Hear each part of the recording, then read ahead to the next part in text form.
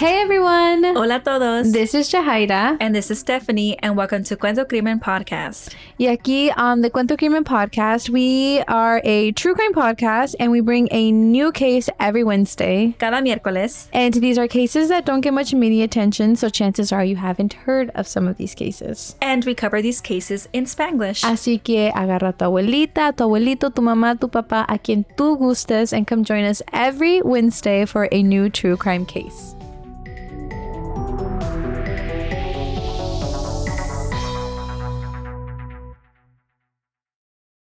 So this case takes us to Greensboro, North Carolina, which is a very, very far place from where Steph and I live. So yeah, I don't know across much. the country. So really far. So we are not familiar with this area. This case takes place in 2016. Tyarra tenía 19 años at the time that she went missing and at the time that this case happened. And a little more background to her life. Ella se graduó de Dudley High School en el año 2014. So very recent to the time where she went missing. So it was like 2 years out from like graduating high school. Yeah, and actually she's the same year as us. Pero todos la describían como una persona muy alegre, and they say that she had a very bubbly personality and that Tyarra was the type of person that could light up any room. It's almost kind of like the main character energy. And not just that, pero ella era muy inteligente y era una persona que, you know, was very caring too. And she had planned to take a year off school. So like right after graduating, she wanted to take the year off. And in 2015, she enrolled at Guilford Technical Community College. And she actually wanted to study early childhood development y ella quería trabajar con niños o si no con adultos con disabilities. And I don't know, it warms my heart to hear it and like just knowing that there are people out there who really enjoy these jobs, and it was just nice to hear how she likes to nurture. I think these kind of jobs are very tough, so like you have to have that passion. Y los papás de Tyarra se divorciaron cuando ella estaba pequeña y ella y su hermano decidieron vivir con su mamá Danielle. Parecía que los tres eran muy cercanos, and de lo que leímos, ellos le tenían mucha confianza a su mamá Danielle, and it seemed like Danielle also gave her children freedom. Like it was just like that type of like family dynamic. Their mom was their best friend. And I don't know, I hope I can one day be like that. I think you will be, because like so. You're a cool mom. I'm cool. I'm a regular mom. I'm a cool mom. But no, yeah, I love hearing stories about like healthy, you know, parent-child relationship. It's always nice. In her senior year of high school, Tyarra decidió mudarse con su abuelita. Y la razón fue porque ella se sentía que era mejor que alguien estuviera con su abuelita so she could be the one to take care of her and watch after her. Yeah, just like a double pair of eyes, just making sure that she was okay. And I think that's super sweet. And it kind of goes back to like what she wants to study, right? Ella quiere cuidar a, you know, elderly people, sino con los niños. So it kind of already projects her in this nature of nurturing someone. Y su mamá Danielle estaba de acuerdo. Entonces Tyarra se mudó a Stony Brook Apartments con su abuelita. And everything was going well for Tyarra. She was enrolled in school and she was working on getting things ready for her first day of school. Y el 7 de enero del 2016, Tyarra fue al colegio como a las 8 de la mañana to finalize some enrollment papers. And, you know, we've all been there, how last minute something usually pops up. And so Tyarra was just trying her best to get it all together before school started. And she was excited because along with these like final little, you know, details, she was actually also getting her student ID as well. And that's always exciting, like when you officially get your card. Yeah, it's like super official. It brings me flashbacks. Yeah. Do you still have yours? Yes. Do you have yours? Yeah, I do, with all the stickers of like fall 2020 or, you know, well, we were not in college in 2020, but you know, Yeah, we had to get little stickers to like, I guess, have access quarter, just to make sure that they knew every quarter you were still a student. Yeah. And back then it seemed silly, but now thinking about it, it makes sense. Like safety. Right? Yeah, safety. Like we were allowed to get on like buses and going to... I was thinking that was like safety and probably para poder tener acceso a algo. Yeah. You know, because what if you graduated and you still use it? Yeah, because you know? usually like, you know, some students stay in the city. Yeah, so and like if we stay, we could probably still get free bus rides. Yeah.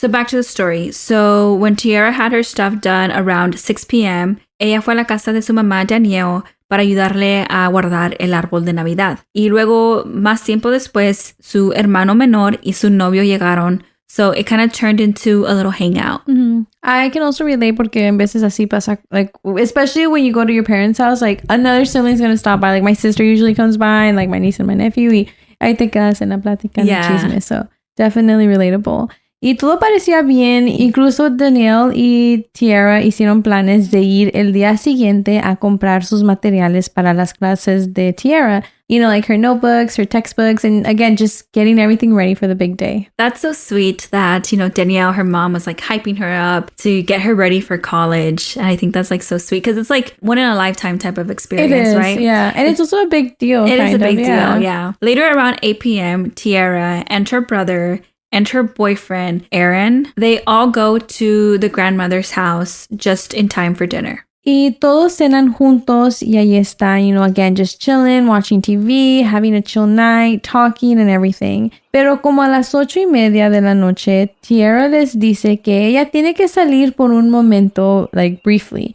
Y les dice que ella va a ir con un amigo con el nombre Travis.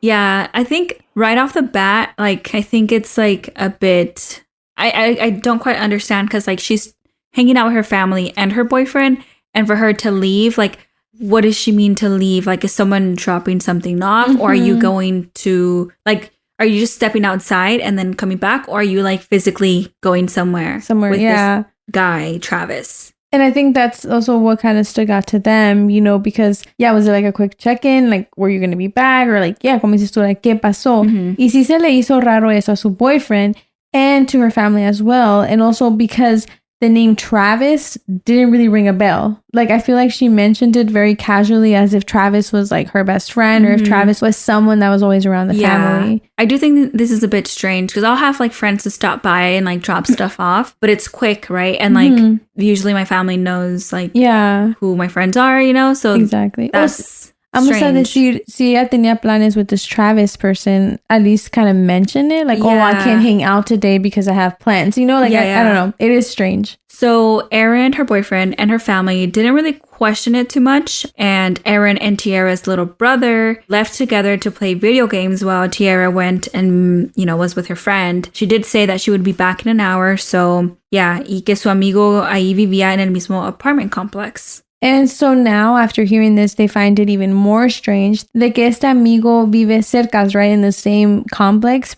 pero ellos no lo conocen ni han escuchado ese nombre before. So Erin did keep an eye out, you know, for Tyarra.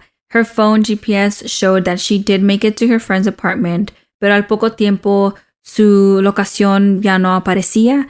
So I think that's when they kind of started to get a bit worried. And they also, you know, noticed that her phone was off o que se le había acabado la batería. Yeah. So one of the two. And that's really like scary, like especially if he's just kind of sitting there keeping tabs on her and then all of a sudden like you lose track of her. Y más también porque ellos estaban, se quedaron como con esa espina de like, where was she really going? And it doesn't make sense as to why all of a sudden like her phone just turned off. No, yeah, I agree because like nowadays, who really lets their phone die? Well, you know? Actually, my partner lets his phone die all the time. Oh, yeah? And I'm like, you can't do that. Sorry, that's totally sidetracked. But like, no, don't do that. Charge your phone. I guess that's odd because like you have like, if you're driving, and you know, you can connect your phone. It's charging there. Right. I mean, it happens, but I just think it's rare. Like, I guess so. Because like if it dies, we're in the house. Say we're like at home and we're just watching the TV and you just put it to the side like, oh, it's dead. I'll charge it in a bit. And I was like, how can you do that? Or like, how can you leave the house with like 10%? Yeah. I don't know if it's like a boy-girl dynamic thing, but I would never. Like, my phone has to have at least 50%. At least 50%. At least 50%. I guess I don't really have like a number. No. I don't know, I could charge it in the car type of thing. Entonces ya se llegan las 9:30 de la noche y Tyarra todavía no llega a la casa y tampoco estaba contestando su celular. And eventually at some point, her phone just goes straight to voicemail. So this means that at this point, it was definitely off. Y su hermano la estaba esperando en la casa de su abuelita. Pero igual, Tyarra nunca llegó. Y a la próxima mañana, Tyarra todavía no regresaba y su teléfono también todavía estaba apagado. So now it's like hours later and no one has heard anything from her. Aaron never got a response. And so now it's the next day. It's 12:30 p.m. Aaron met up with Danielle, and that's when he tells her that Tyarra said she was going to meet someone with the name Travis. And again, you know, Danielle didn't recognize that name either. So now it's like really no one recognizes that name. Y lo que hizo Danielle fue que ella se metió a las redes sociales de Tyarra, specifically her Facebook. And she looks to see if there is any Travis on her friends list. And I think that's actually pretty smart, right? Pero no hay nadie con ese nombre. Pero lo que sí encuentra son mensajes entre Tyarra y un exnovio de ella. And because of this, Danielle believes that her meeting up with Travis was a cover-up story and that maybe Tyarra was meeting up with an ex. And that's when she thought like this was like very sketchy. And so she officially reported her missing.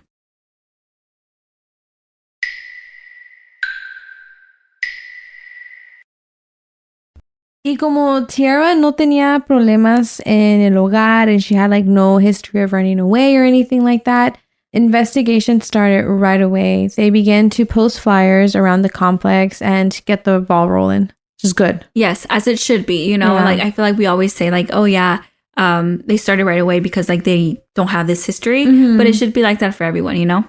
El 8 de enero empezaron una búsqueda en los Stony Brook Apartments preguntando a todos si alguien conoce o ha mirado a Tyarra, but they weren't running into any luck. No one really saw her.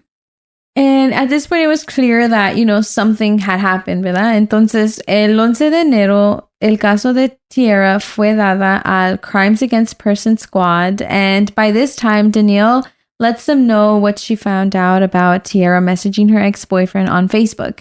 And we don't have a name because his name was never really given to the public since it was like an ongoing investigation, right? It could have compromised to share that. Pero la policía sí fue a hablar con este individuo. Al principio quiso negar todo, but he then admitted to meeting up with Tyarra that night. She went missing y dice que sí estuvieron hablando, pero después Tyarra salió del carro y se fue.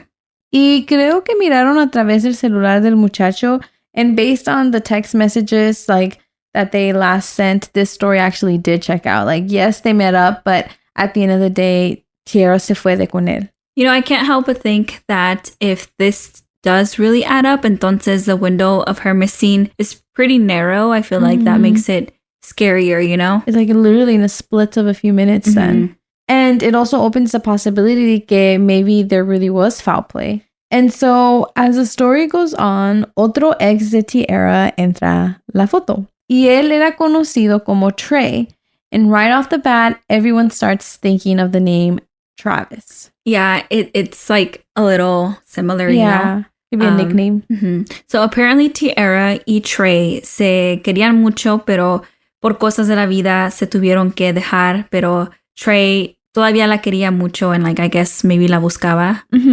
By the sounds of it, parece que sí. Trey sí cooperó con la policía and he was answering all the questions and he just seemed very sad about the situation. Like he seemed truly heartbroken that no one knew anything of Tyarra. Y, you know, al final del día, after like interviews and all these questions, los investigadores decidieron que Trey was cleared. Unfortunately, eso significa que there was no other lead in Tyarra's disappearance. Y ahí es cuando los investigadores fueron a las redes sociales para ayuda. They sent out a press release. They had billboards. They made a Facebook page. Just literally anything that could help move the case forward. And they actually even set up a hotline for any tips. And this hotline was actually operated by Tyarra's uncle, Daryl. Y él era el que estaba encargado del hotline. And I feel like that was also very sweet and very thoughtful. And I feel like this is a good example of how the community can really come together and like use all the resources. Yeah, we say this again and again, you know, in these episodes that when people come together, like it's just like you need the whole team to come together type of thing. Entonces a los 10 días de haber puesto este hotline, llega una llamada de High Point, North Carolina. And it was a sanitation worker claiming he saw a girl who resembled Tyarra, walking a little bit kind of like disoriented down the street wearing a dark jacket. Y también hubo otra llamada diciendo que miraron a esta misma muchacha en Textile Drive in Greensboro. And, you know, along with those calls of like tips, they also had calls diciendo que Tyarra estaba muerta y que ellos sabían dónde estaba el cuerpo. So it was kind of like a mix of everything. And I feel like it's kind of a mind trick, you know, like getting your hopes up, thinking you might have found her, y de repente, like, it's just a dead end, and it must be really hard. And I know it seems like there's a lot of calls and a lot of tips coming in, and that's good, you know, because it helps the case, like, be, like, still present in the investigators, still active and stuff like that. But unfortunately, all these calls and tips left investigators empty-handed. They followed a lot of these leads and buscaron por estas locaciones that, you know, they would bring up. But they didn't find anything. They didn't find any hints. They did not find Tyarra. And on February 8th, authorities did another more in-depth search of, you know, around the apartment complex, like the wooded areas around it, the creeks, the sewer drains, etc., you know, stuff like that. Y igual, like, no salió nada sobre Tyarra. Y el caso se fue secando poquito a poquito because, you know, they were running out of hints, they were running out of tips, and they just didn't know where else to look for Tyarra. Hasta el 20 de febrero, Trey, Tyarra's ex, as we mentioned before, fue encontrado muerto en su apartamento. Apparently, he was shot, and immediately police thought that maybe his death was linked to Tyarra's disappearance, but then later it was confirmed not to be related. Y por meses así quedó todo hasta en abril de 2016 hubo una llamada muy interesante. And to be honest, at least to me personally, it sounded like a solid lead. A server at a Waffle House in Jessup, Georgia called saying that they thought they had seen Tyarra several times a week coming into the restaurant y que iba con un grupo de mujeres, pero que esta muchacha never really made eye contact with anyone, like any of the waiters, or never even like spoke up. And like the way that the waitress was describing it was like almost as if this girl was trying to blend in with the background. Like she was not trying to be seen, and it seemed like she was too scared to say anything really. And so her uncle Daryl fue al restaurante a ver si era Tyarra. Pero cuando él llegó, le dice el server que, you know, the group of girls ya no estaban allí y que ya tenían días que no iban allí. And so, you know, that kind of sucks. Like, they've been going there daily, and then the day that he finally decides to show up, ya no están. But the good thing was que the waitress was able to give him a list of motels in which the girls were staying at. Or at least rumors had it that they were staying at. So Daryl goes looking through all the motels, uno por uno, and habla con los managers. Y le dicen que sí, que ha visto a una muchacha con la misma description of Tyarra, and it seems like this young girl was kind of like staying with a suspected pimp. That's really scary to think like that she got sucked into, you know, this whole other world. And so the investigators quickly got involved, and they did look into this young girl, but at the end of the day, unfortunately, it turned out not to be Tyarra.